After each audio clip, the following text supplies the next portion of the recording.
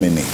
À telle enseigne qu'on a découvert, là où il y a quand même quelque chose, dans un même territoire, il est vrai que dans un coin d'un territoire, il peut y avoir concentration d'infrastructures et que d'autres endroits du même territoire ont été oubliés. C'est là où il n'y a rien. Il n'y a rien du tout que l'on peut aussi faire en sorte qu'il y ait au moins ce qu'on compte sur une partie, toujours du même territoire, là où on a concentré quand même les infrastructures. Donc, on va équilibrer, c'est-à-dire, on va faire presque la même chose un peu partout pour que vraiment toute la terre soit un peu comblée de ce qui manquait dans ces territoires-là.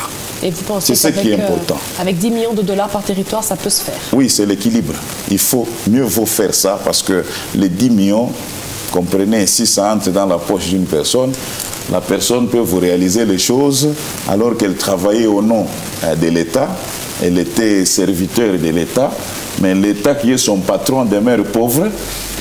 Cette personne-là est, elle, riche. Parlons justement, ce qui n'est pas normal.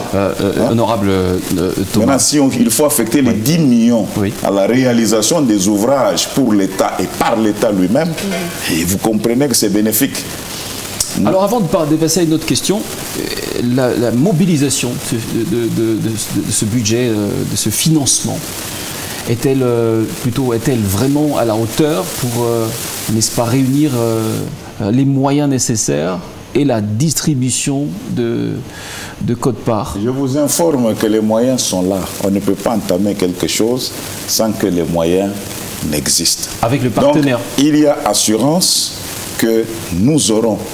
Il y a des choses qui vont germer du sol.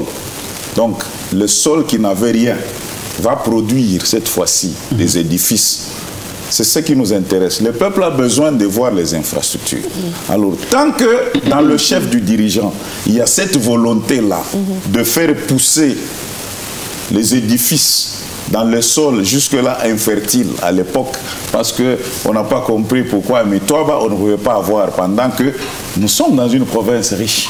Nous sommes dans un État riche. Mitoaba fait partie de la République démocratique du Congo. Cette fois-ci, au moins, Mitoaba ne sera pas oublié. Mitoaba verra ce qu'il n'avait jamais vu pendant des décennies. C'est ce qui importe. Alors, donc, à Mitoaba, on a besoin de la présence des maternités, des écoles modernes. On a besoin des bâtiments qui doivent soit servir de logement pour les autres